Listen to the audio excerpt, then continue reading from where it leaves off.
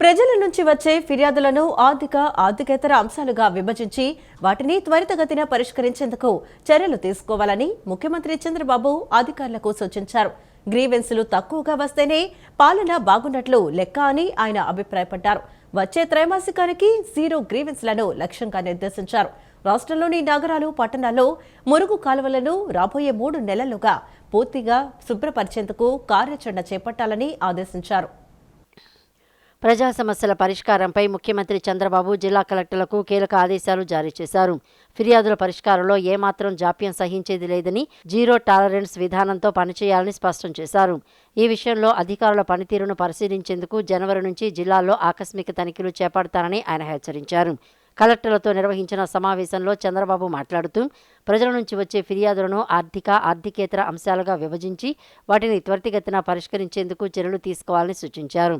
ఏ శాఖలో ఎన్ని ఫిర్యాదులు వస్తున్నాయో విశ్లేషణ చేసి పాలనను మెరుగుపరచాలని అన్నారు. గ్రీవెన్సులు తక్కువగా వస్తేనే పాలన బాగున్నట్లు లెక్క అని ఆయన అభిప్రాయపడ్డారు.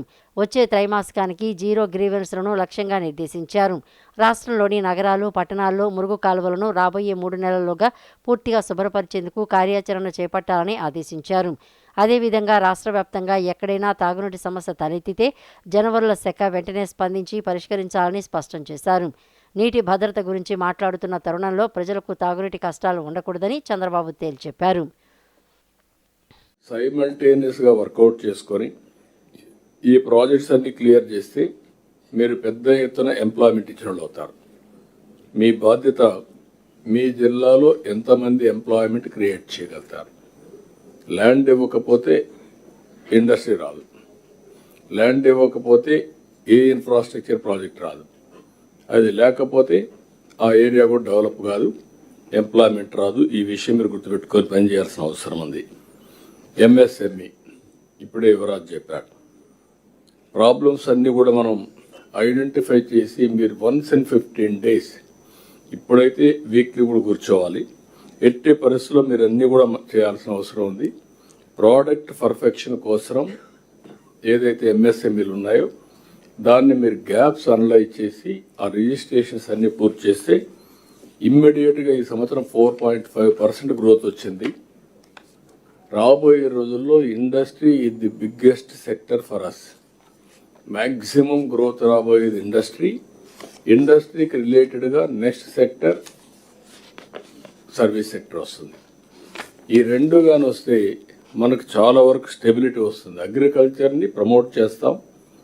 అగ్రికల్చర్ని కూడా మళ్ళీ నెక్స్ట్ వాల్యూ అడిషన్ తీసుకుపోయి ఎంఎస్ఎంఈలు కానీ ఇండస్ట్రీ ప్రాసెసింగ్ కానీ ఇవన్నీ వర్కౌట్ చేసుకుంటాం. అందులో భాగంగానే లాజిస్టిక్స్ పోతే సర్వీస్ సెక్టర్ డెవలప్ అవుతుంది. ఇది మీరు ఎక్కడికక్కడ గుర్తుపెట్టుకు ముందుకు పోవాల్సిన అవసరం ఉంది. నాకు ఇది చాలా ఇంపార్టెంట్, చాలా క్లారిటీ చెప్తున్నా. Collectors, ministers responsibility to launch at the earliest all projects. Launch చేయడమే కాదు, లాజికల్గా తీసుకుపోయే పరిస్థితి రావాలి. లాంచ్ చేసిన తర్వాత దాన్ని మళ్ళీ ఎప్పుడు ఇనాగరేట్ చేస్తామో అంతవరకు దాన్ని లాజికల్గా మీరు ఎప్పుడు కూడా మానిటర్ చేస్తూ చేయాల్సిన అవసరం ఉంది. కూటమి ప్రభుత్వం పట్టు రైతుల పక్షాన అండగా నిలిచి పెండింగ్ నిధులను పూర్తి స్థాయిలో విడుదల చేసిందని వ్యవసాయ శాఖ మంత్రి కింజరాపు అచ్చెన్నాయుడు తెలిపారు. సమగ్ర 2 పథకం కింద 2023-24, 2024-25 సంవత్సరాలకు సంబంధించిన వివిధ పథకాల కోసం పట్టు పరిశ్రమల శాఖకు రాష్ట్ర వాటాగా 14 కోట్ల రూపాయలను విడుదల చేసినట్లు మంత్రి తెలిపారు. భవిష్యత్తులో కూడా పట్టు రైతులకు, పట్టు రీలర్లకు అన్ని విధాలా అండగా ఉంటామని ఆయన భరోసా ఇచ్చారు. కూటమి ప్రభుత్వం పట్టు రైతుల పక్షాన అండగా నిలిచి గత ప్రభుత్వ హయాంలో ప్రభుత్వ సహాయం అందక నిర్లక్ష్యం పాలైన పట్టు రైతులకు పెండింగ్ నిధులను పూర్తి స్థాయిలో విడుదల చేసిందని వ్యవసాయ శాఖ మంత్రి కింజరాపు అచ్చెన్నాయుడు తెలిపారు. సిల్క్ సమగ్ర 2 పథకం కింద 2023-24, 24-25 సంవత్సరాలకు సంబంధించిన వివిధ పథకాల కోసం పట్టు పరిశ్రమల శాఖకు రాష్ట్ర వాటాగా 14 కోట్ల రూపాయలను విడుదల చేసినట్లు మంత్రి తెలిపారు. ఈ మొత్తంలో నుంచి 13,75 లక్షల రూపాయలకు సంబంధించిన బిల్లులు గుంటూరు పే అండ్ అకౌంట్స్ కార్యాలయానికి సమర్పించగా లబ్ధిదారులకు నేరుగా చెల్లింపులు విజయవంతంగా పూర్తయ్యాయని తెలిపారు. 2021-22 సంవత్సరం నుంచి పెండింగ్లో ఉన్న స్టేట్ షేర్ నిధులను క్లియర్ చేశామని మంత్రి అచ్చెన్నాయుడు తెలిపారు. మాటలకే పరిమితం కాకుండా రైతుల కోసం పనిచేసే ప్రభుత్వం తమదని ఆయన స్పష్టం చేశారు. ఈ నిధుల ద్వారా రాష్ట్ర వ్యాప్తంగా 13,663 మంది సిల్క్ రైతులు లబ్ధి పొందారని, మలబరీ తోటల అభివృద్ధి, పట్టుపురుగుల పెంపక షెడ్లు, కిసాన్ నర్సరీలు, డిసిన్ఫెక్టెంట్లు, రీరింగ్ పరికరాల సరఫరా, ట్విస్టింగ్ యూనిట్లు, బేసిన్ మౌంటెడ్ రీలింగ్ యూనిట్లు, ఐఏఆర్ఎం కార్యక్రమాలు, ప్రైవేటు గ్రైనేజీల ఏర్పాటు వంటి అనేక భాగాల కింద వ్యయం చేసినట్లు తెలిపారు. సకాలంలో నిధుల విడుదలతో పట్టు పరిశ్రమ రంగానికి కొత్త ఉత్సాహం లభించిందని, సిల్క్ రైతుల ఆదాయం పెంచడమే కూటమి ప్రభుత్వ లక్ష్యమని మంత్రి అచ్చెన్నాయుడు పేర్కొన్నారు. భవిష్యత్తులో కూడా పట్టు రైతులకు, పట్టు రీలర్లకు అన్ని విధాలా అండగా ఉంటామని ఆయన భరోసా ఇచ్చారు. 2026 ఫిబ్రవరి 13, 14వ తేదీలో విశాఖపట్నం వేదికగా ఏడీటీఓఐ నేషనల్ టూరిజం మార్ట్ 2025 నిర్వహించనున్నట్లు రాష్ట్ర పర్యాటక శాఖ మంత్రి కందుల దుర్గేష్ ప్రకటించారు. అద్భుతమైన తీర ప్రాంతం, మెరుగైన మౌలిక వసతులు కలిగిన విశాఖ నగరం ఈ జాతీయ స్థాయి ఈవెంట్కు ఆతిథ్యం ఇవ్వడం గర్వకారణమన్నారు. ఆంధ్రప్రదేశ్ రాష్ట్రంలోని అపారమైన వైవిధ్యభరితమైన పర్యాటక అవకాశాలను ప్రదర్శించడానికి ఇదొక అద్భుతమైన వేదికగా నిలుస్తుందని వెల్లడించారు. ఆంధ్రప్రదేశ్ పర్యాటక రంగాన్ని దేశీయంగా అగ్రస్థానంలో నిలబెట్టే దిశగా కూటమి ప్రభుత్వం మరో కీలక అడుగు వేసింది. Association of domestic tour operators of India సహకారంతో 2026 ఫిబ్రవరి 13, 14 తేదీల్లో విశాఖపట్నం వేదికగా ఏడీటీఓఐ నేషనల్ టూరిజం మార్ట్ 2025 నిర్వహించనున్నట్లు రాష్ట్ర పర్యాటక శాఖ మంత్రి కందుల దుర్గేష్ ప్రకటించారు. బుధవారం వెలగపూడి సచివాలయం 2వ బ్లాక్లోని తన కార్యాలయంలో మంత్రి కందుల దుర్గేష్ పర్యాటక శాఖ ఉన్నతాధికారుల సమక్షంలో ఏడీటీఓఐ ప్రతినిధులతో ఎంఓయూ కుదుర్చుకున్నారు. ఆంధ్రప్రదేశ్ను దేశీయ పర్యాటక రంగంలో అత్యంత వేగంగా అభివృద్ధి చెందుతున్న రాష్ట్రంగా తీర్చిదిద్దటమే లక్ష్యంగా ఎంఓయూ కుదుర్చుకున్నట్లు మంత్రి దుర్గేష్ తెలిపారు. ఈ సందర్భంగా కందుల దుర్గేష్ మాట్లాడుతూ, అద్భుతమైన తీర ప్రాంతం, మెరుగైన మౌలిక వసతులు కలిగిన విశాఖ నగరం ఈ జాతీయ స్థాయి ఈవెంట్కు ఆతిథ్యం ఇవ్వడం గర్వకారణమని పేర్కొన్నారు. రాష్ట్రంలోని కోస్టల్ టూరిజం, ఆధ్యాత్మిక క్షేత్రాలు, చారిత్రక కట్టడాలు, ఎకో అడ్వెంచర్ టూరిజం, ఏజెన్సీ ప్రాంతాల పర్యాటకాన్ని జాతీయ స్థాయిలో ప్రదర్శించడానికి ఇది ఒక గొప్ప వేదికని పేర్కొన్నారు.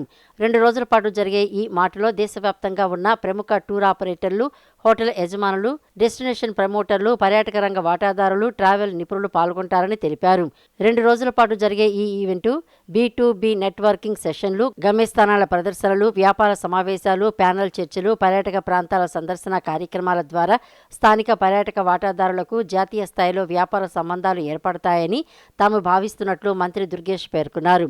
ఆంధ్రప్రదేశ్ రాష్ట్రంలోని అపారమైన వైవిధ్యభరితమైన పర్యాటక అవకాశాలను ప్రదర్శించడానికి ఇదొక అద్భుతమైన వేదికగా నిలుస్తుందని వెల్లడించారు.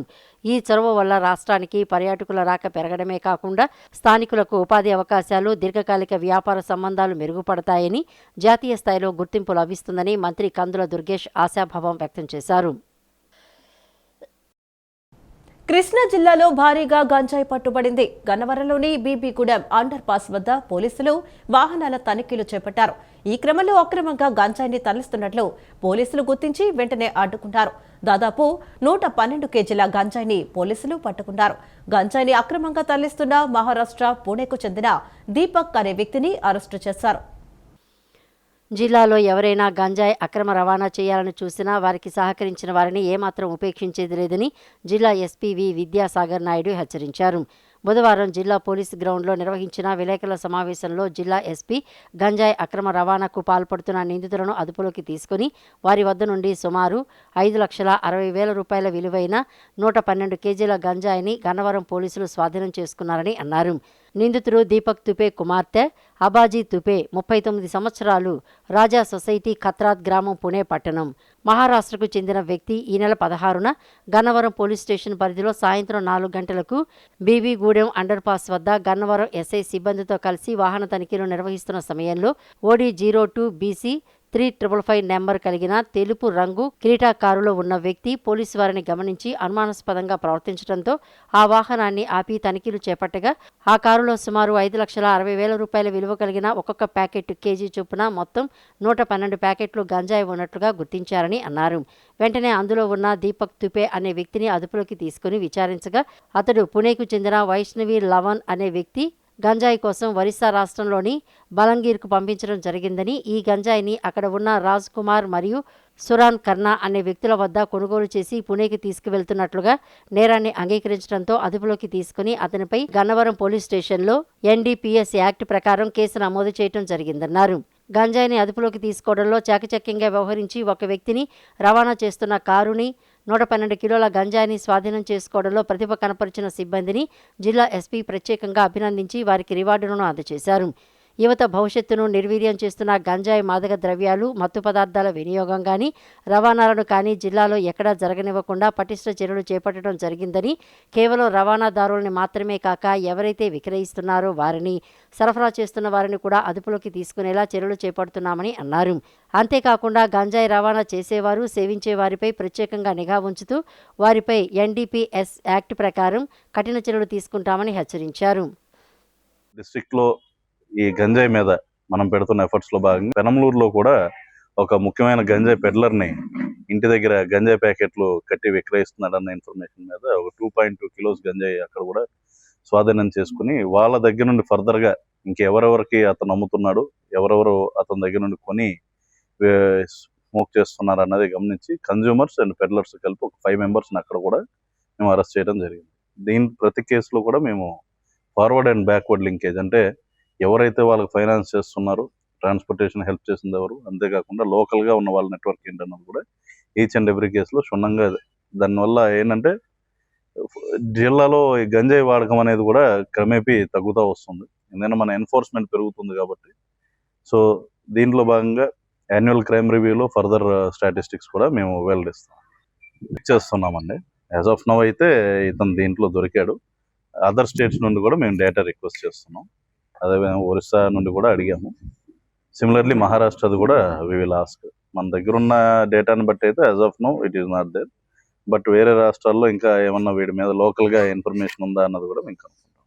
అదే అండి, ఇతను కాకుండా ఇతనికి ఎవరైతే డబ్బులు ఇచ్చి పంపించాడో అతన్ని, వీళ్ళు ఎవరి దగ్గర నుండి అయితే తెచ్చారో వాళ్ళని కూడా దీంట్లో ఇంక్లూడ్ చేయడం జరిగింది. ఎగ్జిబిషన్ కు అనుమతి కావాలంటే భద్రతా చర్యలు ఖచ్చితంగా పాటించాలని విజయవాడ నగరపాలక సంస్థ కమిషనర్ ధ్యానచంద్ర స్పష్టం చేశారు. అందులో భాగంగా ముందుగా వారి ప్లాన్ను సమర్పించాలని, ఆ ప్లాన్కు VMC నుండి అనుమతి పొందాక ప్లాన్లకు అనుగుణంగా ఏర్పాట్లు చేసుకోవాలన్నారు. శాఖలన్నీ సమన్వయంతో జోనల్ కమిషనర్ ఆధ్వర్యంలో పరిశీలించాలని సూచించారు. ఎగ్జిబిషన్కు అనుమతి కావాలంటే భద్రతా చర్యలు ఖచ్చితంగా పాటించాలని విజయవాడ నగరపాలక సంస్థ కమిషనర్ ధ్యానచంద్ర అన్నారు. బుధవారం ఉదయం ప్రధాన కార్యాలయంలోని తమ ఛాంబర్లో నిర్వాహకుల యూనియన్ సభ్యులు మరియు సంబంధిత శాఖాధిపతులతో సమీక్షా సమావేశం నిర్వహించారు. ఈ సమావేశంలో నగర పరిధిలో ఎగ్జిబిషన్, ఉత్సవాలు, ఈవెంట్లు చేసుకునేందుకు విజయవాడ నగరపాలక సంస్థ నుండి అనుమతి పొందేందుకు ఖచ్చితంగా రక్షణ భద్రతా చర్యలు పాటించాలని అన్నారు. అందులో భాగంగా ముందుగా వారి ప్లాన్ను సమర్పించాలని, ఆ ప్లాన్కు VMC నుండి అనుమతి పొందాక ప్లాన్లకు అనుగుణంగా ఏర్పాట్లు చేసుకోవాలని, ఏర్పాట్లు అన్నీ పూర్తయ్యాక ఎటువంటి అగ్ని ప్రమాదం జరగకుండా అగ్నిమాపక నిరోధక పరికరాలు ఉన్నాయా లేవా అని VMC ఫైర్ ఆఫీసర్లు, ప్రజా ఆరోగ్య శాఖ, పారిశుద్ధ్య నిర్వహణకు తీసుకున్న చర్యలను పరిశీలించి ట్రేడ్ లైసెన్సు మరియు నో అబ్జెక్షన్ సర్టిఫికెట్లు జారీ చేయాలని అన్నారు. అందుకోసం శాఖలన్నీ సమన్వయంతో జోనల్ కమిషనర్ ఆధ్వర్యంలో పరిశీలించాలని తెలిపారు. తిరుమల శ్రీవారి పరకామణిలో జరిగిన దొంగతనాన్ని చిన్న కేసుగా అభివర్ణించి జగన్మోహన్ రెడ్డి కోట్లాది మంది హిందూ భక్తుల మనోభావాలను దెబ్బతీశారని టీడీపీ పొలిట్ బ్యూరో సభ్యులు వల్ల రామయ్య విమర్శించారు. బుధవారం మంగళగిరిలో జరిగిన మీడియా సమావేశంలో ఆయన మాట్లాడుతూ పరకామణి దొంగతనంపై హైకోర్టు సైతం విస్మయం వ్యక్తం చేస్తూ ఏడీజీ స్థాయి అధికారితో విచారణకు ఆదేశించిందని గుర్తు చేశారు. ఈ కేసులో నిందితుల నుండి కోట్లాది రూపాయలు చేతులు మారటం వెనుక అసలు రహస్యాన్ని జగన్ వెల్లడించారని, తన సన్నిహితులైన వైవి సుబ్బారెడ్డి, బొమ్మన కరుణాకర్ రెడ్డిలను కాపాడటానికే జగన్ ఇలాంటి వ్యాఖ్యలు చేస్తున్నారని ఆరోపించారు. వ్యవస్థల ముసుగులో జరిగిన ఈ దోపిడీ చంబల్ బందిపోట్ల కన్నా ప్రమాదకరమని మండిపడిన ఆయన తక్షణమే జగన్ హిందూ సమాజానికి బహిరంగ క్షమాపణ చెప్పాలని డిమాండ్ చేశారు. చట్టానికి వ్యతిరేకంగా, స్వామివారి టీటీడీ రూల్స్కు వ్యతిరేకంగా ఆ 14.5 కోట్ల రూపాయల గిఫ్ట్ ఓకే అని మీ చైర్మన్ సంతకం పెట్టింది మీకు తెలుసా? లోక్ అదాలత్లో తూతూ మంత్రంగా అది కేసు కొట్టేసింది మీకు తెలుసా? ఆ రాజీ పడమని చెప్పింది మీకు తెలుసా? తెలిసినట్టుగా ఇదేందబ్బా ఆయన మాట్లాడండి, నేను వీడియో కావాలంటే చూపిస్తా మీకు. ఇదేందబ్బా చిన్న కేసు అంటే భారతదేశమే కాకుండా ప్రపంచవ్యాప్తంగా అత్యున్నత హైందవ దేవస్థానం శ్రీ శ్రీ శ్రీ వెంకటేశ్వర స్వామి వారి దైవ సన్నిధి.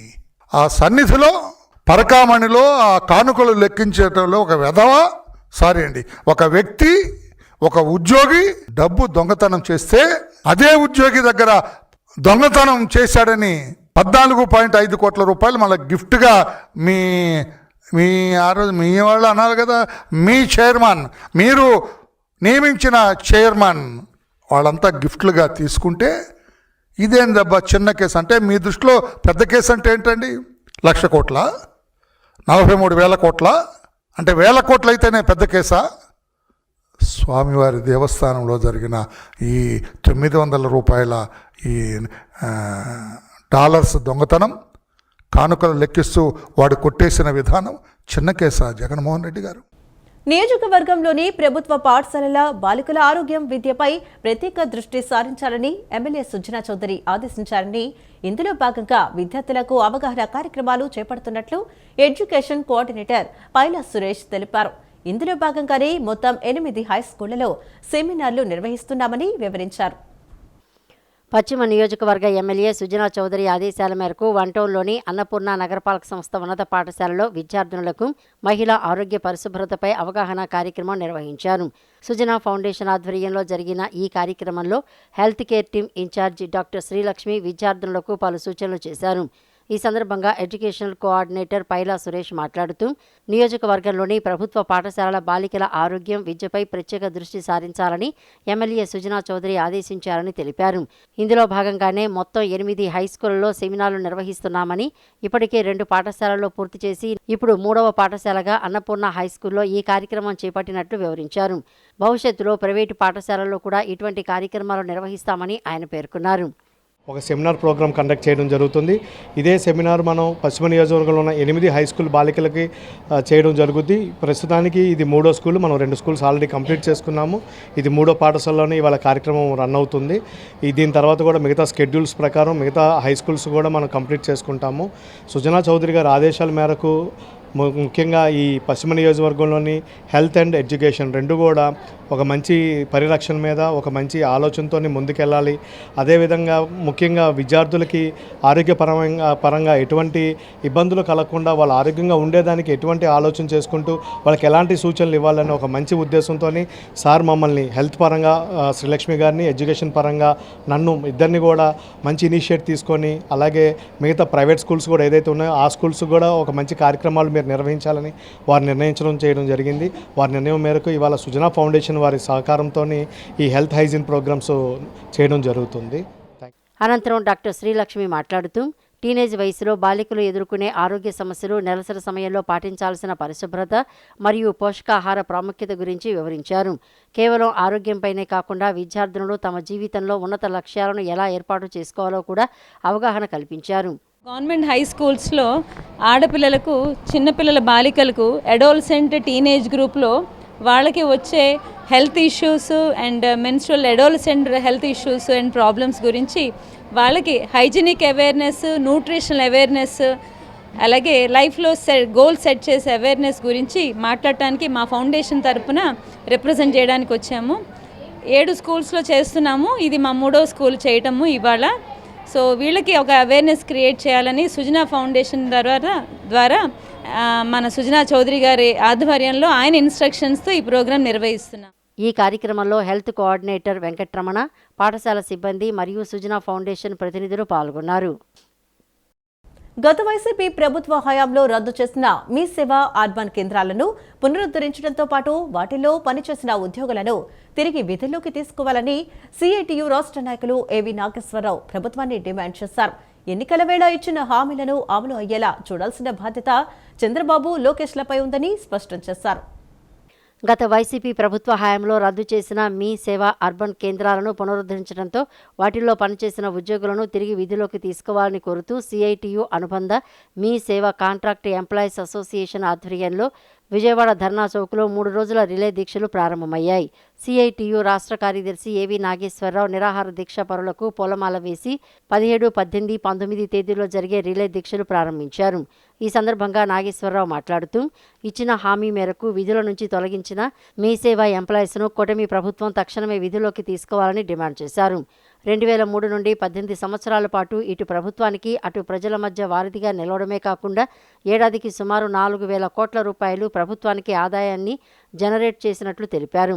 గత వైసీపీ ప్రభుత్వం అధికారంలోకి వచ్చాక మీ సేవా కేంద్రాలను రద్దు చేయడంతో పాటు అక్రమంగా 607 మంది ఉద్యోగులను విధుల నుంచి తొలగించి రోడ్డున పడేసిందని ఆయన దుయ్యబట్టారు.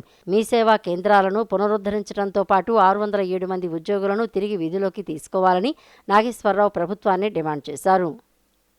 గతంలో ఎలాగైతే అవుట్సోర్సింగ్లో ఉన్నారో ఆ విధంగానే తమ ఉపాధి కాపాడాలని చెప్పి కోరుకుంటున్నారు.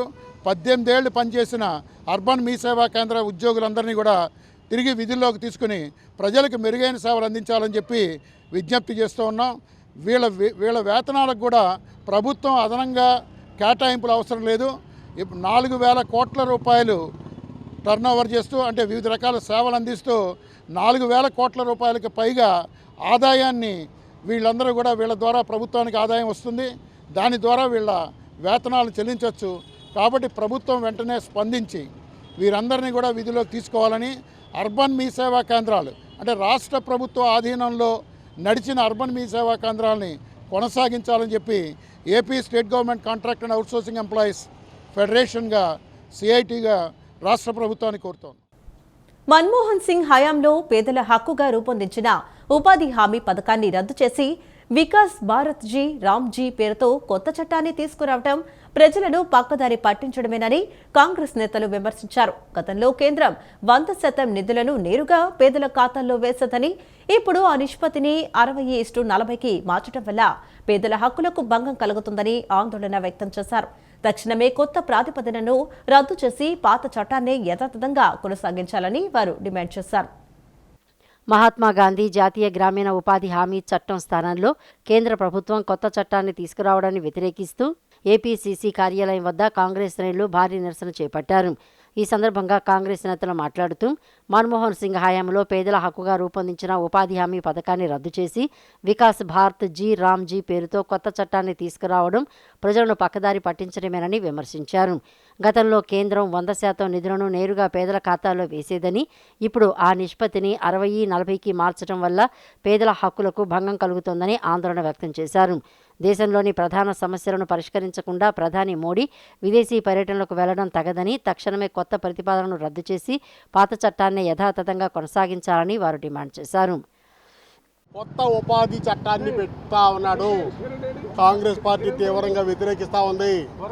మేమేమంటామంటే అంతకుముందు పేదలకు హక్కుగా ఉండేది, కేంద్ర నిధులతో అమలయ్యేది, 250 కోట్ల రూపాయలు పేదలకి సంవత్సరానికి వాళ్ళ ఖాతాలో డైరెక్ట్గా పడేది, 100% వాళ్ళు ఇచ్చేవాళ్ళు. ఇప్పుడు 60-40% హక్కు లేకుండా ఈ చట్టాన్ని రూపొందించడం విషయాన్ని పక్కదారి పట్టించడమే.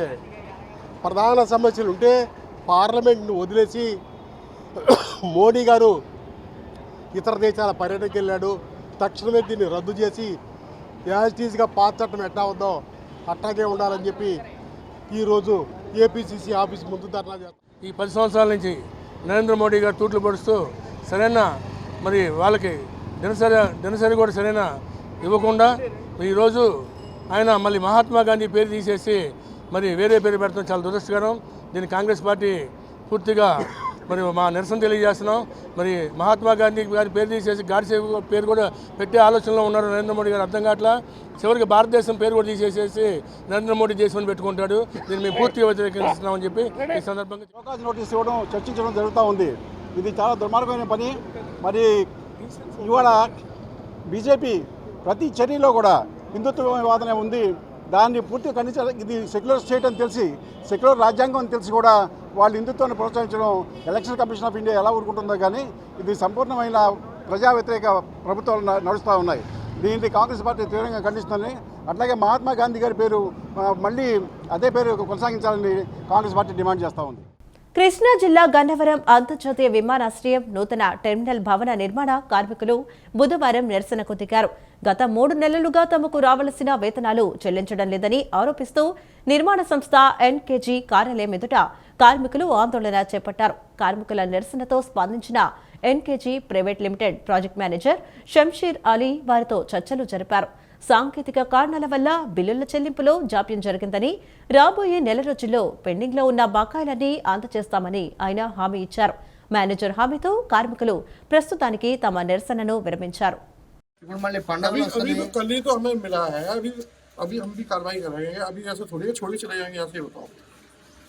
బిల్లులు వస్తాయి అని అంటున్నారు. ఇప్పటికే ఎప్పటి నుంచో పెండింగ్ పడిపోయి ఉన్నాయి. ఈ వార్త తెలిసినాక మళ్ళీ ఇప్పుడు మేము పనులకే వెళ్ళవా, రాబోయే చోట్ల మళ్ళీ రోజుల్లో బతకాలి కదా, అక్కడికే వెళ్ళవా, ఏళ్ళు చుట్టూరు తిరగవా, భరోసా లేని పరిస్థితిలో ఉన్నాం సార్. తెలుసుకోవాలంటే ఆగండి, మేము ఎక్కడికి వెళ్ళమని అంటున్నారు. అది ఎంతవరకు నమ్మాలి? అధికారులు దయచేసి మాకు న్యాయం చేయాలని కోరుకుంటున్నాం.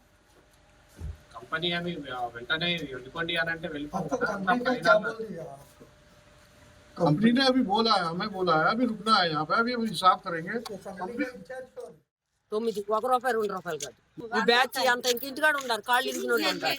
ఇదేమో లీటర్ ఏమే పడుతున్నాం, మేము వెళ్ళి పోటాడుతున్నాం. ఇంట్లో ఎడ తగ్గిస్తారు, మేము మేము వీళ్ళిద్దరు భార్య భర్తలు. ఏం నేను బతుకుతారు వీళ్ళు? అప్పులు కొట్లు కాడ అప్పులు చేస్తే వాళ్ళు తనపోతున్నారు, మమ్మల్ని అప్పులు కట్టలేదు. అది ఇంట్లో గొడవ. రోజుకి ₹20 ఛార్జీ, ₹50 ఛార్జీ పెట్టుకుని వస్తున్నాం. ఆ ₹50 ఎవరు ఇస్తారు మాకు? వీళ్ళు ఎత్తినాక మాకు వచ్చేది ₹50. గదా నుంచి వస్తాయి ₹50 మేము ఇంట్లో మొగుడు తాగుతున్నాం. కూరుకుంటారా? ఇంట్లో జరగాలి, పిల్లల్ని చూసుకోవాలి, మరి అన్నీ చూసుకోవాలి సార్. మేము మాకు డోకరాలు కట్టుకోవాలి. డోకరా ఏ విధంగా కట్టుకోము. మేము ఇక్కడికి వచ్చి చాకరీ చేస్తున్నామో డబ్బులు ఎత్తలేం. మా డబ్బులు మాకు ఇచ్చేదాడు చూడండి. సీఎం చంద్రబాబు సెంట్రల్ నియోజకవర్గ ఎమ్మెల్యే బోండా ఉమామహేశ్వరరావు ఆశీస్సులతో టీడీపీ ఫ్లోర్ లీడర్ ప్రజాక్షేత్రంలో మరింత ఉన్నత పదవులు అలంకరించాలని ఆకాంక్షించారు. ఆసరా ఫౌండేషన్ ఆధ్వర్యంలో ఘనంగా నెల్లిబండ్ల బాలస్వామి పుట్టినరోజు వేడుకలు నిర్వహించారు. నగరంలోని రాజరాజేశ్వరిపేటలోని అరుణ వృద్ధాశ్రమంలో ఆసరా ఫౌండేషన్ ఆధ్వర్యంలో టీడీపీ ఫ్లోర్ లీడర్ 23వ డివిజన్ కార్పొరేటర్ నెల్లిబండ్ల బాలస్వామి పుట్టినరోజు వేడుకలను ఘనంగా నిర్వహించారు. కార్యక్రమానికి ముఖ్య అతిథులుగా ప్రముఖ సీనియర్ న్యాయవాది బెల్లపు సత్యనారాయణ పాల్గొన్నారు. ఆసరా హెల్పింగ్ సొసైటీ ప్రెసిడెంట్ నున్న విఘ్నేష్తో పాటు బంగం భాను ప్రకాష్, ఊరబండి శ్యామ్కుమార్, ముల్లి శ్రీకాంత్, మత్తే కిరణ్, బిట్రా నాగదుర్గ ప్రసాద్, బొద్దున గణేష్లు కలిసి ఆశ్రమంలో వృద్ధుల సమక్షంలో కేక్ కట్ చేశారు. అనంతరం వృద్ధులకు అన్నదానం చేశారు. రుచికరమైన వంటకాలను స్వయంగా వడ్డించారు. అనంతరం వారు మాట్లాడుతూ సీఎం చంద్రబాబు సెంట్రల్ నియోజకవర్గ ఎమ్మెల్యే బోండా ఉమామహేశ్వరరావు ఆశీస్సులతో టీడీపీ ఫ్లోర్ లీడర్ ప్రజాక్షేత్రంలో మరింత ఉన్నత పదవులు అలంకరించాలని ఆకాంక్షించారు. నిత్యం ప్రజల్లో ఉంటూ అందరి ఆదరాభిమానాలను సొంతం చేసుకున్న నెల్లిబండ్ల బాలస్వామి జన్మదినం రోజున సామాజిక సేవలో పాల్గొనడం ఆనందంగా ఉందని తెలిపారు. నెల్లిబండ్ల బాలస్వామి గారు తమ్ముడు కార్పొరేటర్ గారి 23వ డివిజన్ కార్పొరేటర్ బాలా గారి పుట్టినరోజు సందర్భంగా ఆసరా ఫౌండేషన్ తరఫున మేమందరం ఇక్కడికి వచ్చి వీళ్ళందరికీ కొద్దిగా అన్నదానం చేశాము. ఆసరా ఫౌండేషన్ తరఫున బాలా గారికి పుట్టినరోజు శుభాకాంక్షలు తెలియజేసుకున్నాం. మా ఆసరా ఫౌండేషన్ తరఫున పెన్షనర్ల సమస్యలను ప్రభుత్వం దృష్టికి తీసుకువెళ్లి సమస్యల పరిష్కారానికి కృషి చేస్తామని సెంట్రల్ అండ్ స్టేట్ పెన్షనర్స్ సంస్థ అధ్యక్షులు వెంకటప్పయ్య స్పష్టం చేశారు.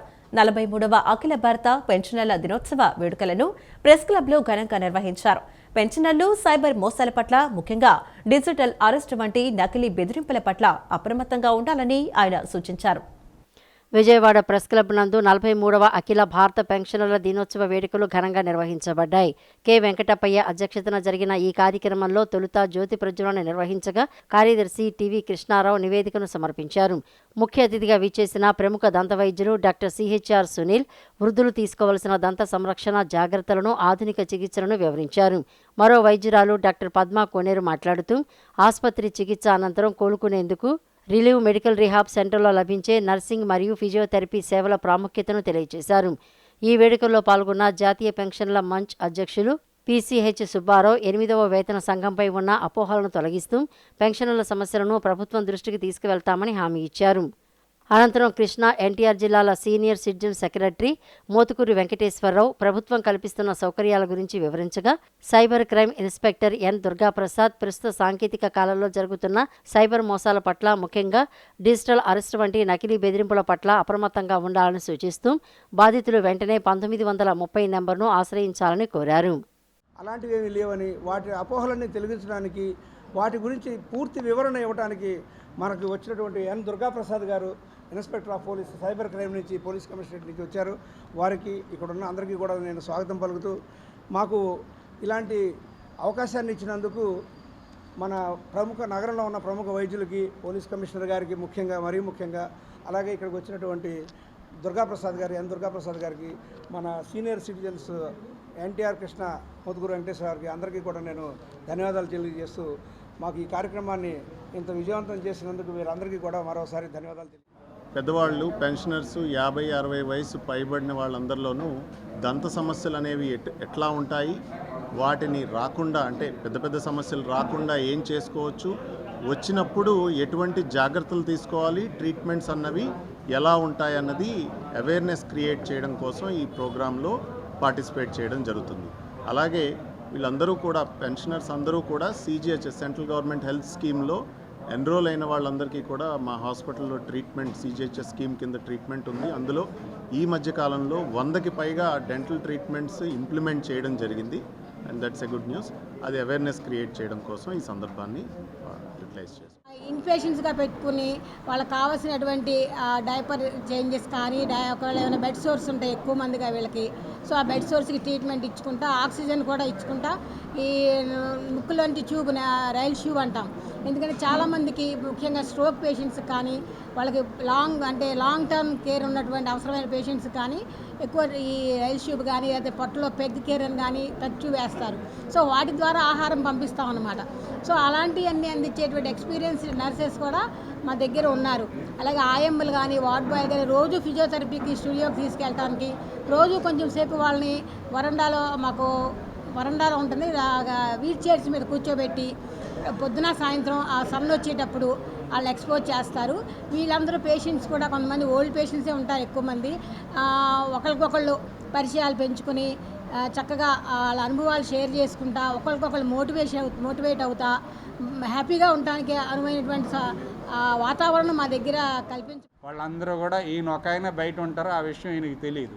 వాళ్ళందరూ కూడా నేను ఈరోజు 2 లక్షలు మీరు చెప్పిన షేర్లో 2 లక్షలు పెడితే నాకు రేపటికల్లా 6 లక్షలు అయిందని వేరే వాళ్ళు మెసేజ్లు ఇవన్నీ పెట్టి 1 by 1 అలా అమౌంట్ వేసి మళ్ళీ విత్డ్రా చేసుకోవడానికి కేవలం వీళ్ళు 5,000 10,000 అయితే మొదట్లో విత్డ్రా చేసుకొని ఇస్తారు, తర్వాత విత్డ్రా చేసుకోనివ్వరు. దీనివల్ల ఎక్కువ మళ్ళీ దానికి ట్యాక్స్ కట్టాలండి. ఇలా మొత్తం వాళ్ళ దగ్గర ఒక్కొక్కరు కూడా కొంతమంది ₹1,00,00,000 70 లక్షలు 80 లక్షలు వాళ్ళు జీవితాంతం ఉద్యోగంలో కష్టపడి సంపాదించి వచ్చిన గ్రాట్యుటీ అమౌంట్లు కానీ మొత్తం అంతా కూడా పిల్లలకి ఇవ్వకుండా వీళ్ళ భవిష్యత్తు జీవితాన్ని దాచుకునేదంతా కూడా నేరస్తులు దొంగతనాలు చేస్తున్నారు, మోసగించి. వీటి గురించి అవేర్నెస్ ఇంకా చాలా ఉన్నాయి.